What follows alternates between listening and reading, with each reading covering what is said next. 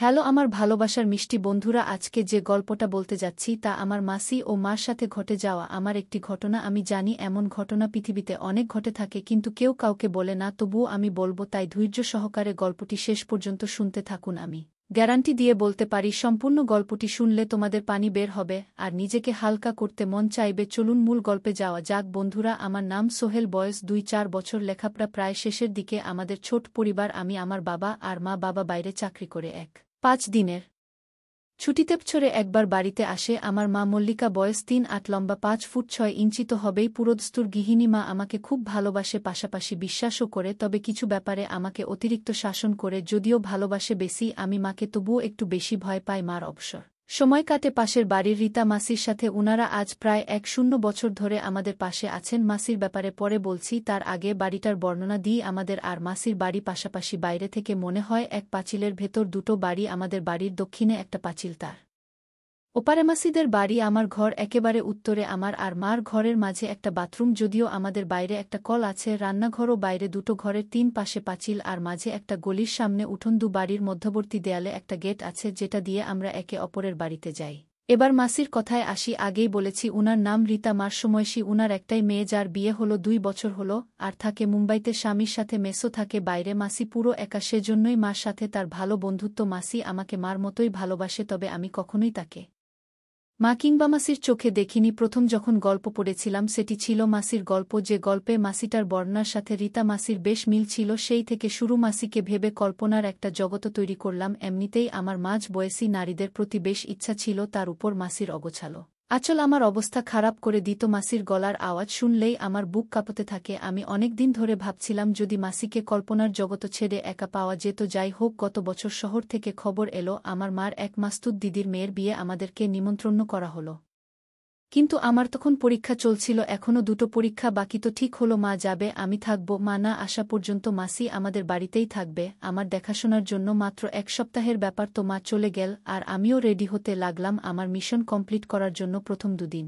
পরীক্ষার জন্য এত ব্যস্ত ছিলাম, কোনো কিছু ভাববার শক্তি আমার ছিল না। পরের দিন দুপুরে আমি খেয়ে দেয়ে মাসিকে বাইরে যাবার নাম করে বেরোলাম। তারপর আমার ঘরের উত্তর পাশের গলি দিয়ে ঢুকে বাড়ির পেছন গলি হয়ে দক্ষিণে মার ঘরের কাছে গেলাম। মার ঘরে 2টো জানালা, একটা দক্ষিণে আরেকটা পশ্চিমে। আমি পশ্চিমের জানালার নিচে বসে আছি, জানালার পাশেই খাট। আমি দেখি মাসি খাটে শুয়ে আছে। মাসি দেখলাম মোবাইলটা নিয়ে কাকে জেন কল করছে। একটু পর যা শুনলাম, হ্যালো মল্লিকা, কিরে কি খবর তোর? আজ সন্ধ্যায় রওনা হবি বলিস? কিরে, ভালো করে মজা কর। আর হ্যাশন, কাল আসার পথে একটা অলিভ অয়েলের কৌটো নিয়ে আসিস, তোর দাদা বিদেশ থেকে আমার জন্য গিফট পাঠিয়েছে রে। আমার আর কি খবর বল, তুই নেই আর তার ফলে আমার একা একা লাগছে রে। তাড়াতাড়ি আয়, ওকে বাই। মাসির এ কথা শুনে আমার কান গরম হতে লাগলো। মা আসুক, তারপর আসল ঘটনা কি জানা যাবে। মা আগের দিন সন্ধ্যা রওনা দিলেও পৌঁছল আজ দুপুরে। বাড়িতে ঢুকে আমাকে দেখে একটা হাসি দিল, তবে সেই হাসি দেখেই বুঝতে পারলাম যে মা আমার অনেক ক্লান্ত। মা তার ঘরে ঢুকল, আমিও পেছন পেছন গেলাম। মা হ্যান্ডব্যাগটা বিছানা রেখে আমার টুকটাক খবর আকবর নিল। তারপর আমাকে বলল যে একটু মাসির সাথে দেখা করবে। এই বলে মাসির বাড়ির দিকে চলে গেল। দুপুরে খেয়ে দেয়ে মা ঘুম দিল। আমার মার ঘুম খুবই গাঢ়। বিকেলে মা ঘুম থেকে উঠলে আমি মাকে বললাম যে আজ রাতে ফুটবল খেলা আছে, আমি আমার এক বন্ধুর বাড়িতে, সবাই মিলে খেলা দেখব, তাই রাতে বাড়ি ফিরতে দেরি হবে। মা জিজ্ঞেস করল কত দেরি হবে। যেই আমি বললাম রাত 4টে, মার মুখটা খুশিতে উজ্জ্বল হয়ে উঠল। মা হেসে বলল ঠিক আছে। তারপর মাসির বাড়িতে গেল আর আমাকে বলল যাওয়ার আগে আমি জেন তালা লাগিয়ে যাই। আমি মাথা নেড়েসায় দিলাম। কিছুক্ষণ পর আমিও বের হলাম, তবে ডুপ্লিকেট চাবি নিয়ে। কিছুক্ষণ পর আমি ফিরে আসলাম রাত 8টার দিকে। মা ফোন করতেই আমি এসে খেয়ে নিলাম। মা বলল শোন, তোর মাসি আজ আমার সাথে থাকবে, তুই এসে দরজায় টোকা দিবি না, আগে আমাকে ফোন করবি, নইলে তোর মাসির ঘুমের ডিস্টার্ব হবে, বুঝেছিস? আমি বললাম হ্যাঁ মা। আমি বেরোলাম, তবে মা বল হ্যাঁ যা, আমিও যাই, মলিকে ডেকে আনি। দুজন একসাথে বেরোলাম। আমি ছাদের উপর গেলাম, বেশ গরম লাগছে, তাছাড়া অন্য ভেন্টিলেটর দিয়ে বেশ বাতাস আসছে। আজ বোধহয় বৃষ্টি হবে, কিন্তু মা এখনও আসছে না কেন?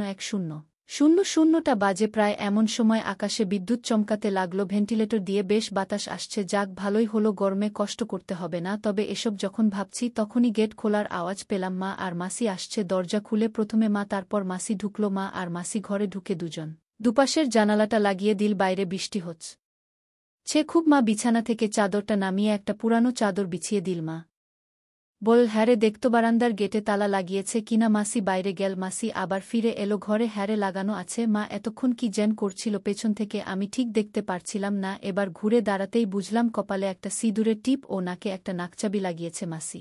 বল, হ্যারে এবার বল মা। বল, কি বলবো। মাসি বলল, আমি তোর বিয়ে বাড়ির ঘটনা শুনতে চাইছি, তবে শোন, তুই তো জানিস আমার যে দিদির মেয়ের বিয়ে হলো, উনার একটাই ছেলে একটাই মেয়ে। তো মেয়ে এতদিন মুম্বাই ছিল, বিয়ের জন্য এখানে এসেছে, আর ছেলেটা শহরে থাকে, এই ধর সোহেলের বয়সী। উনাদের বিরাট বাড়ি, বেশ পয়সাওয়ালা বুঝলি। আমাকে তো বিয়ের অনুষ্ঠানের সব পোশাক উনারাই দিয়েছেন। এবার আসি আসল ঘটনায়। আমি যেদিন গেলাম তখনও তেমন আত্মীয় এসে পৌঁছায়নি। দিদি তো খুব খুশি, ওর ছেলেটা মানে রানু আমাকে দেখে আরও খুশি। ছেলেটার গড়ন ঠিক আমাদের সোহেলের মতন, বুঝলি তো। ওখানে থাকতে গিয়ে একটা ব্যাপার খেয়াল করলাম, রানু প্রায় সারাক্ষণ আমার আশেপাশেই ঘুরঘুর করে। আমি অতটা গুরুত্বের সাথে দেখিনি ব্যাপারটা, তো এভাবেই চলছিল। ঠিক ওই দিন সন্ধ্যা হতেই অন্য আত্মীয়রা আসতে শুরু করল। দিদির যা ছিল দুজন, তোকে কি বলবো, দুটোই আমাদের মতো ভালো বন্ধু। বিয়ের দিন দিদি আমাকে নিজে সাজিয়ে দেয়। আমি একটা কালো শিফন শাড়ি পরি, দিদি আমাকে একটা নোস রিঙ্গও পরিয়ে দিল। পরে দেখলাম বাকি সব মহিলারাও এরকম সাজ সেজেছে, তবে আমি এর আগে এতটা সাজ দিইনি বলেই হয়তো আমার একটু অস্বস্তি লাগছিল। তাছাড়া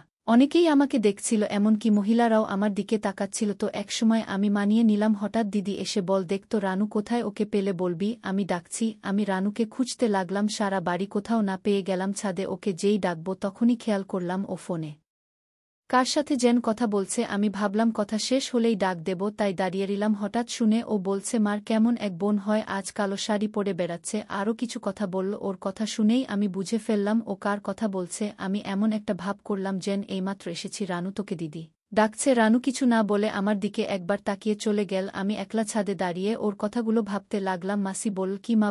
বলছি তো দাঁড়া একটু জল খেয়ে নি। মা জল খেয়ে আবার বলতে শুরু করল। আমি ভাবতে লাগলাম তবে কি রানু কিছু বলতে চায়, পাশাপাশি এও ভাবতে লাগলাম স্বামী থাকে অনেক দূরে, বছরে কটা দিন ওর দেখা আমার জোটে, তাও সেটা আমার জন্য যথেষ্ট নয়। অনেকেই তো অনেক কিছু করে বেড়ায়, কেউ জানে না বলে তারা ভালো হিসেবে পরিচিত হয়। তাহলে আমাকে যদি কেউ কিছু বলতে চায় তো আমি কেন শুনব না। এটা চিন্তা করেই আমি সিদ্ধান্ত নিলাম যে আমি ওর কথা শুনব। যেই ভাবা সেই কাজ। তো পরদিন আমি বাড়ির উদ্দেশ্যে রওনা হব। দিদি কিছুতেই আমাকে একা ছাড়বে না, তাই বলল যে রানু আমার সাথে যাবে। তো এটা শুনে আমি একটু খুশি হলাম। আমরা শেষ বিকেলে বের হলাম। বাস স্টপে গিয়ে রানু টিকিট নিল। পরে বাসে উঠে দেখি একদম পেছনের দুজনের একটা সিট। আমি তো বুঝতে পেরেছি। আমি একটা হাসি দিয়ে বললাম, কিরে বেছে বেছে একেবারে পেছনের সিট নিলিয়ে। রানু বলে, পেছনে নাকি ঝামেলা কম। আমি একটা হাসি দিয়ে জানালার পাশে বসলাম। আমাদের সামনে এক বুড়ো মহিলা আর বামে তাদের সাথে বুড়ো লোকটা ছিল। তো বাস ছেড়ে দেয়ার কিছুক্ষণ পর এপাশেরটা লোকটা ঘুমিয়ে পড়ল। আমি জানালা দিয়ে বাইরে দেখছিলাম। হঠাৎ গাড়িটার গতি কমে আসলো একটা পেট্রোল পাম্পে ঢুকল তেল নেয়ার জন্য।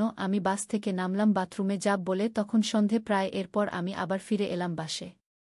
বাসটা ছাড়তে ও রানু এবার কোনো এক অজানা সুখের আশায় অদ্ভুত আচরণ করতে লাগল। আমি ওর দিকে তাকিয়ে একটু হাসতেই ও আরও সাহস পেল। প্রায় আধা ঘন্টা পর রানু বলল, মাসি আমরা নাম। বাসটা একটা ছোট টাউনে এসে থামল। আমরা নেমে পড়লাম। আমি ওকে জিজ্ঞেস করলাম আমরা কোথায় যাব, আর বাস থেকে নামলামই বা কেন। ও আর কিছু বলল না। আমরা বড় রাস্তা পার হয়ে একটা ছোট রাস্তা ধরে এগোতে থাকলাম। কিছুক্ষণ হাঁটার পরে একটা রেল স্টেশন দেখতে পেলাম। স্টেশনটার উল্টো দিকে একটা পাঁচিলে ঘেরা বাড়ি। রানু একটু দূরে গিয়ে কাকে যেন ফোন করল, আর কিছুক্ষণের ভেতর একজন মাঝ বয়সের মহিলা দরজা খুলে আমাদের ভেতরে নিয়ে গেল বাড়িটিতে। আমরা ছাড়া আর কেউ নেই। আমি রানুকে বাড়িটা কার জিজ্ঞেস করতেই ও শুধু বলল, জেনে লাভ নেই। আমরা বিরাট একটা ঘরে ঢুকলাম যার সাথে এটাচ বাথরুমও আছে। রানু ঘরে ঢুকে দরজা লাগিয়ে দিল। তার আগে ওই মহিলটিকে কে কি জানান বলল। এরপর ও বাথরুম এগিয়ে ফ্রেশ হয়ে এলো। আমিও ফ্রেশ হয়ে বেরিয়ে এলাম। ও আমাকে রেখে কিছুক্ষণের জন্য বাইরে গেল। ঘড়িতে তখন রাত ৮টা। একটু পরেই দরজায় টোকা পড়ল। আমি দরজা খুলতে ও আমার দিকে তাকিয়ে রইল। ওকে বললাম, কিরে ভেতরে আসবি না। ও কনমতে ঘরে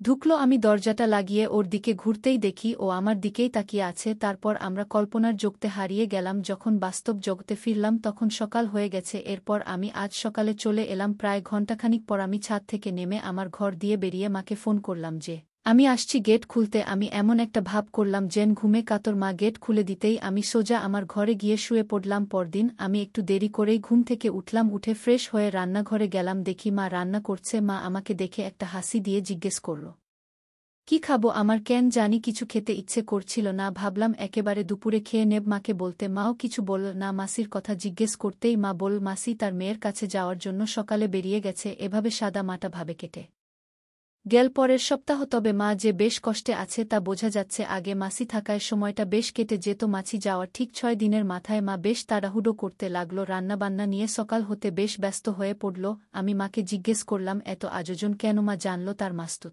দিদি কদিন আগে যার মেয়ের বিয়েতে গেল উনি আসছেন খবরটা শুনে আমার ভালো লাগল আমি জিজ্ঞেস করলাম কখন আসবে মা জানল দুপুর ৩টা নাগাদ চলে আসবে আমি এরই মধ্যে স্নান সেরে নিলাম মাও স্নান সেরে বেশ পরিপাটি হয়ে নীল একটা লাল জামদানি শাড়ি পরল মাসি এলো আমাকে দেখে মাসি বেশ অবাক হলো বারবার মাকে বলতে লাগল তোর ছেলেটা বেশ বড় হয়েছে এটা বলার পর দেখলাম মা ও মাসি দুজনেই হাসছে যদিও আমি ব্যাপারটা ধরতে পারলাম না তারপরও মাসির মুখে কথাটা শুনে বেশ ভালো লাগল মাসির নামটা বলেনি রিনা খেয়ে দিয়ে মাসি আমার ঘরে এলো আমার সাথে গল্প করতে মাসি মাকে বলল একটু রেস্ট নিতে সারাদিন অনেক কাজ করেছে বলে মাও কথা না বাড়িয়ে আমাদেরকে রেখে ঘরে গিয়ে শুয়ে পড়ল মাসি বিছানায় উঠে বসে আমার সাথে গল্প করতে লাগল আমার লেখাপড়ার খবর আকবর নীল আমিও টুকটাক কিছু জিজ্ঞেস করলাম রানুর কথা জিজ্ঞেস করতেই মাসি জানল রানুকে মুম্বাই পাঠানো হয়েছে ও এখন থেকে নাকি ওখানেই থাকবে হঠাৎই মাসির প্রশ্ন অন্যদিকে কিরে তোর কোনো মেয়ে বন্ধু আছে আমি বললাম কেন বলতো মাসি বল তুই মল্লিকার সাথে এসব নিয়ে কথা বলিস নি আমি বললাম মার সাথে মাসি বল